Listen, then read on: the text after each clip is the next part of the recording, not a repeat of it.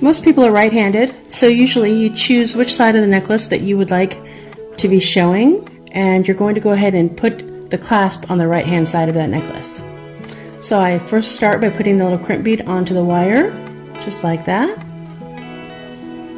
And we're going to call this the right side, so we're going to go ahead and put the clasp here.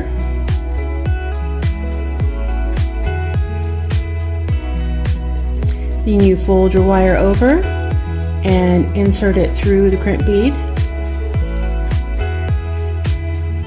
just like that. So now you've got your clasp and your crimp bead. We're going to take our crimp bead pliers, and this little notch here in the center is what we're going to use, because that's going to actually crimp the wire right there. You're going to place the crimp bead right into that center groove that I showed you, and then you're going to squeeze, just like that. Now you see that the crimp actually has a groove in it where it's been crimped down. And you're going to take the end part of the pliers and you're just going to squeeze again to sort of make it nice and smooth. And there we go. Now we're going to do the same steps but on the other side. Crimp bead goes on the wire.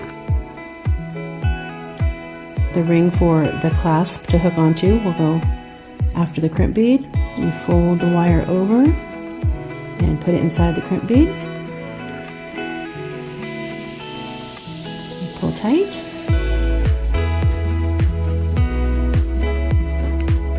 You take your crimp bead pliers and use that center notch.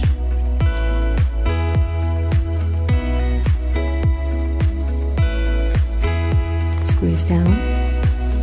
And then using that top notch, you smooth out your work, and there you go.